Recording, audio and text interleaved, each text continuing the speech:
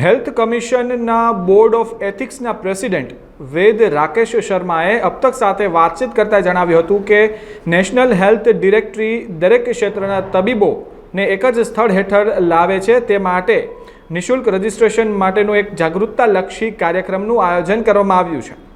સૌરાષ્ટ્ર કચ્છના મોટા ભાગના આયુર્વેદ તબીબો દ્વારા નોંધણી કરવામાં આવી હતી અને આ પોર્ટલની મદદથી તબીબોને ઘણો એવો ફાયદો પણ પહોંચશે। कॉन्फ्रेंस के लिए ऑर्गेनाइजेशंस को मैं जिन्होंने भी ऑर्गेनाइज किया उन सबको मैं बहुत शुभकामनाएं देता हूं। और इस कॉन्फ्रेंस का साथ जो हम national commission for Indian system of medicine board of ethics and registration से नई दिल्ली से हम आए हैं। हमारा मेन मोटो है कि कमीशन का जो बोर्ड है वो और national health authority of India जिसके अंदर ABDM Ayushman Bharat digital mission जो कि एक आम जन सामान्य भारत के लोगों के लिए, लेकिन उसके अंदर ही 3 कंपोनेंट ऐसे हैं जो डॉक्टर से, नर्सिस से, फार्मासिस्ट से संबंधित हैं, और एक फैक्टर ऐसा है कि जो मैनेजर फैसिलिटीज़ हैं, और तीसरा जो है वो अभी इम्प्लीमेंट होना है ड्रग का।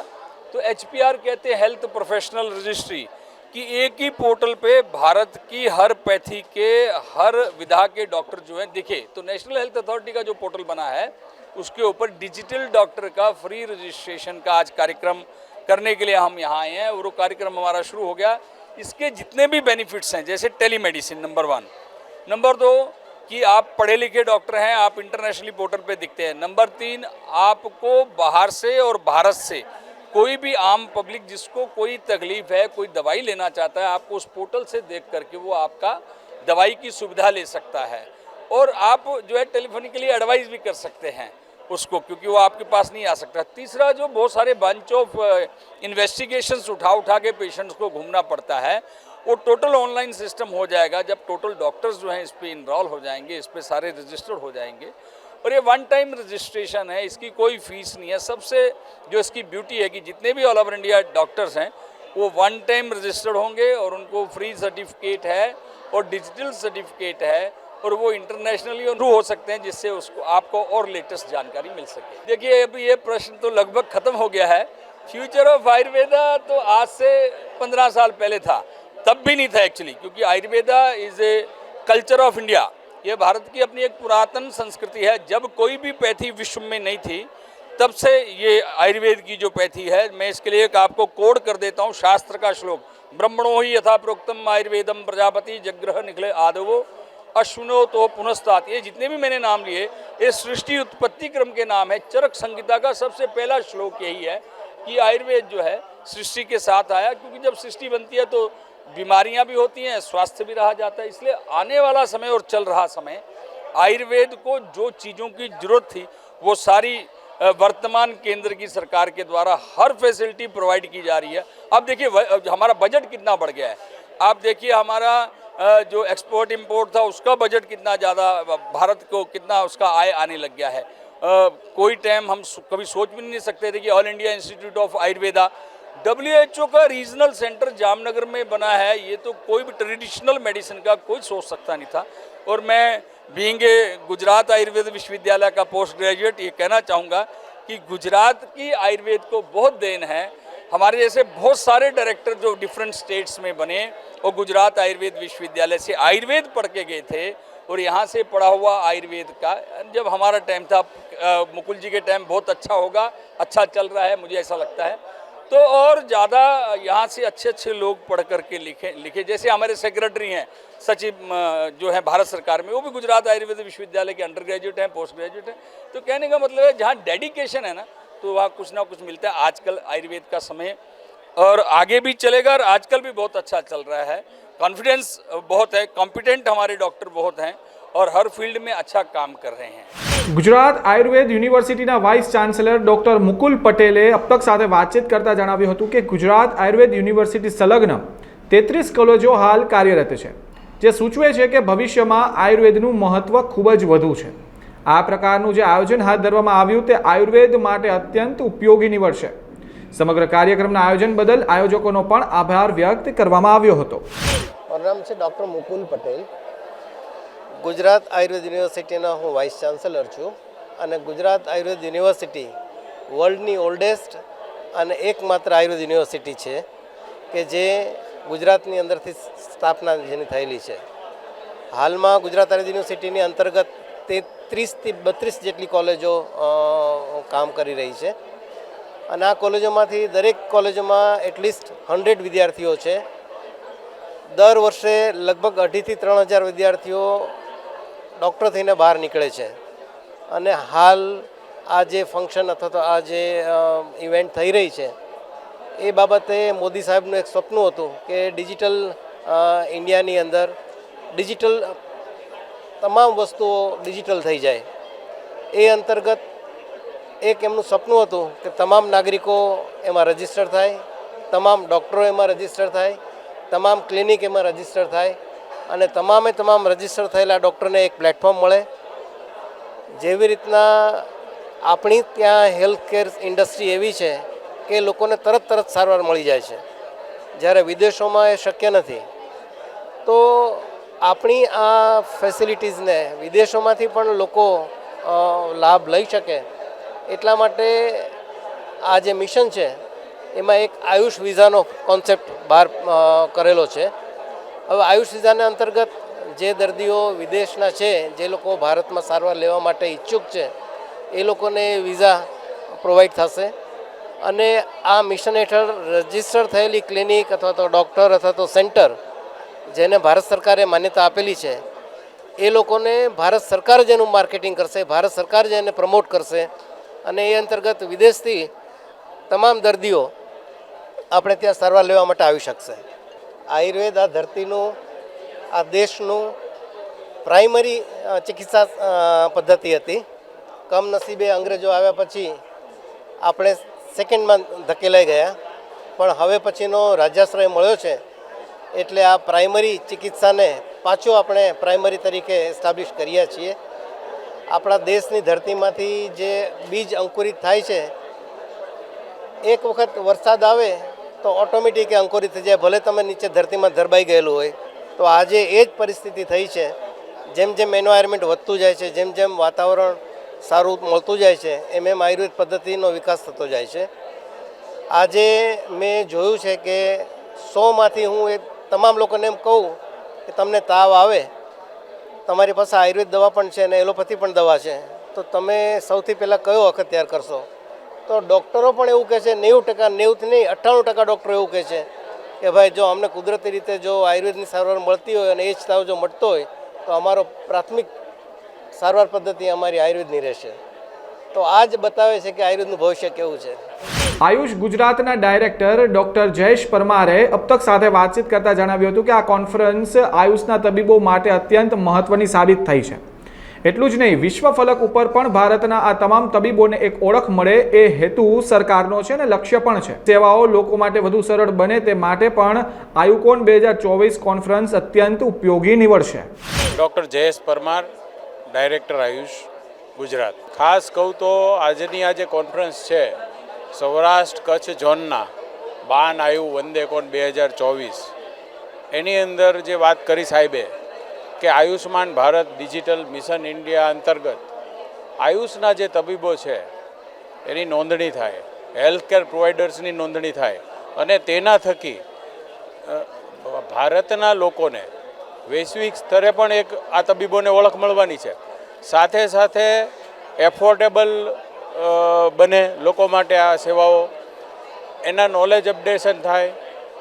તો એ જે ડૉક્ટરની સારવાર લઈ રહ્યા છે એ ક્વોલિફાઈડ છે કે કેમ એ પણ એને ઓનલાઈન જાણવા મળે અને છેવાડાના માનવીઓ સુધી આ આયુકોન થકી આ એક અવેરનેસ તબીબોમાં આવી છે, એ બધાની નોંધણી થાય અને એ લોકો જે પ્રકારે કાર્ય કરે છે એની વિશ્વને ખબર પડે અને વિશ્વના લોકોને પોતાને મનગમતી સારવાર પોતાના મનગમતા ડૉક્ટર દ્વારા મળે એ માટેનો એક આ આયુષ્માન ભારત ડિજિટલ મિશન અંતર્ગત આ પ્રયાસ ચાલી રહ્યો છે. સાહેબે કીધું એમ 4.5 લાખથી વધુ મેડિકલ પ્રોફેશનલ્સ હોય એની નોંધણી એક પોર્ટલ ઉપર થાય. હેલ્થકેર પ્રોવાઈડર્સ જે જુદા જુદા છે, ફાર્મસીઓ છે, કંપનીઓ છે, હોસ્પિટલો છે, એની નોંધણી થાય અને એક પોર્ટલ ઉપર ગમે ત્યારે ઓન ક્લિક લોકોને પોતાને લેવી સારવાર વિશે સમજણ સાચી મળે અને સાથે સાથે એના થકી એ ડૉક્ટર સુધી પહોંચી શકે અને જે હોસ્પિટલોમાં લાંબી લાંબી લાઈનો લાગે છે. તો આ પ્રોગ્રામ અંતર્ગત એની વિઝિટ ગોઠવાય, એને ચોક્કસ સમય મળે, એનો સમય બગડે નહીં. જનરલી આપણે જોતા હોઈએ છીએ કે સારામાં સારી સુવિધા હોય પણ ત્યાં લાઈનો લાગી હોય.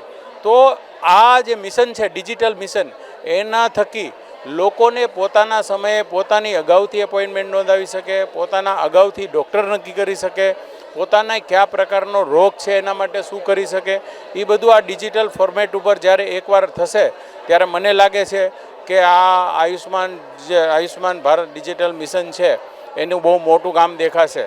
અને આ પ્રસંગે હું ખાસ ગુજરાત બોર્ડ ઓફ આયુર્વેદના જે પ્રમુખ અમારા ડૉક્ટર સંજયભાઈ જીવરાજાની અને એનું તમામ ટીમનો હું આભાર પણ માનું છું કે વૈદ્યોમાં ડૉક્ટરોમાં એક પ્રકારની અવેરનેસ લાવ્યા. અને આપ જેને કહેવાય ને કે હું એવું જોઈ રહ્યો છું કે આજની આ આયુકોન એ એકદમ સક્સેસફુલ રહી છે અને ડૉક્ટર મિત્રો એનો ખૂબ જ ઉત્સાહપૂર્વક એમાં ભાગ લઈ રહ્યા છે અને પોતાનું કામગીરી કરી રહ્યા છે. આયુકોન 2024ના મુખ્ય આયોજક ડૉક્ટર સંજય જીવરાજાનીએ અબ તક સાથે વાતચીત દરમિયાન જણાવ્યું કે આયુર્વેદના 26,000 તબીબો સુધી પહોંચવા માટે આ કોન્ફરન્સ એક મહત્વની ભૂમિકા ભજવી છે, કારણ કે આ કોન્ફરન્સમાં એસોસિએશનની સાથોસાથ ટોચના અધિકારીઓ પણ સામેલ થયા હતા અને સરકારની વિવિધ નીતિઓ અંગે પણ માહિતી પૂરી પાડવામાં આવી હતી. આ કોન્ફરન્સની મદદથી તબીબો પણ અપડેટ થયા હતા અને હવે તેમનો લાભ સમાજના લોકોને પણ મળશે. અમારો ગુજરાત આયુર્વેદ બોર્ડનો અને બોર્ડના મેમ્બરોનો અને અમારા રજિસ્ટ્રાર સાથેના સ્ટાફનો એક પ્રયત્ન હતો કે ભાઈ આપણે વંદે આયુકોન 2024 રાજકોટમાં કરીએ અને એમાં બધા તબીબો હાયર ઓથોરિટી, અમારી હાયર ઓથોરિટીમાં NCISM, અમારી યુનિવર્સિટી, આયુષ મંત્રાલય અમારી સાથે જોડાય અને એનો લાભ આપણા બધા ડૉક્ટર, આયુર્વેદના જેટલા ડૉક્ટરો છે 26,000 અમારા ડૉક્ટરો છે એના સુધી અમે પહોંચીએ. અને એ અમારો જે મેસેજ છે એ આજે એવું લાગે છે કે મને સક્સેસફુલ થઈ રહ્યો છે. દરેક હાયર ઓથોરિટીએ પોતપોતાના મેસેજ સારી રીતે પહોંચાડ્યા છે. આયુર્વેદનો વિકાસ થાય, પ્રચાર પ્રસાર થાય અને લોક ઉપયોગી થાય એ માટેનો અમારો સંપૂર્ણ પ્રયાસ રહ્યો છે. એ માટે લોકલ ટીમે અમને ખૂબ જ સપોર્ટ કરેલ છે, અમારા બોર્ડ મેમ્બરોએ અમને સપોર્ટ કરેલ છે, અમારા રજિસ્ટ્રાર સ્ટાફ એ પણ ખૂબ સપોર્ટ કરેલ છે. આ સાથે જે સૌરાષ્ટ્ર કચ્છના એસોસિએશન છે એના ડેલિગેટ્સ છે એમનો પણ ખૂબ ખૂબ આભારી છું. 800-900 ડેલિગેટ્સ આવે એ આપણા માટે ગૌરવની વાત છે ને એ સર્વેનો હું ખૂબ જ વંદનીય, આદરણીય, સન્માનીય અને પૂજનીય રીતે આભાર માનું છું. અને થેન્ક યુ આ અબતક મીડિયા છે એમનો પણ હું ખૂબ ખૂબ આભાર માનું છું. અબતક મીડિયાના સુપ્રીમો સતીશભાઈ મહેતાનો પણ ખૂબ ખૂબ આભાર માનું છું. આ પહેલું સ્ટેપ છે કે જેમાં બધી લોકોને એક માહિતી મળે કે આપણું જે કોન્સ્ટિટ્યુશન, બંધારણ શું છે અને આપણે ક્યાં અટકવું અને ક્યાં સુધી જવું આપણને બધી જ ખબર હોવી જોઈએ. આપણે ગુજરાત આખામાં પ્રેક્ટિસ કરીએ અને આપણે બધી પ્રેક્ટિસ છે ઇમરજન્સીમાં કે દરેક રીતે આપણે પ્રેક્ટિસ કરી શકતા હોય તો આપણી બધું નોલેજ હોવું જોઈએ કે આપણે શું કરવું. પ્લસ આપણે અવેરનેસ ક્રિએટ કરીએ છીએ. અલગ અલગ CME રાખી છે. ડૉક્ટર અપડેટેડ થશે તો પેશન્ટ પણ અપડેટેડ થશે. એટલે ડૉક્ટર અપડેટેડ થાય એના માટે આપણે CME વિથ વર્કશોપ પણ રાખેલ છે. એના દ્વારા આપણે જેટલો પ્રયાસ થાય કે ડૉક્ટરો અને પેશન્ટ અને આયુર્વેદ એનો વિકાસ, વિચાર અને પ્રસાર ત્રણેય વસ્તુ વધે એના માટેનો પ્રયાસ છે. Thank you all. રાજ્યસભાના સાંસદ રામભાઈ મોકરિયા ખાસ આ કાર્યક્રમમાં ઉપસ્થિત રહ્યા હતા, જ્યાં તેઓએ જણાવ્યું હતું કે હાલ સમાજને સ્વસ્થ રાખવા માટે આયુર્વેદ તબીબોનો સિંહ ફાળો છે. એટલું જ નહીં, જે આયોજન કરવામાં આવ્યું છે તે પણ અત્યંત સરાહનીય છે, કારણ કે સરકારના જે સ્વપ્નને પહોંચી વળવા માટે આયુર્વેદના જે ડૉક્ટર છે તેમના માટે આ કોન્ફરન્સ ખૂબ મહત્વની પણ પુરવાર થશે. આજે જે ફંક્શન હતું એમાં મને ચીફ ગેસ્ટ તરીકે બોલાવ્યો હતો. બધા ડૉક્ટરો છે એ ડૉક્ટરોને હું શુભેચ્છા પાઠવું છું અને ખાસ સમાજને તંદુરસ્ત રાખવામાં એમનું જે કોન્ટ્રીબ્યુટ છે અને સસ્તો અને સારો ઉપચાર કરે છે, ઓછા ખર્ચે વધુ લોકોને જલ્દીથી સાજા કરે, એના માટે હું એમને શુભેચ્છા પાઠવું છે.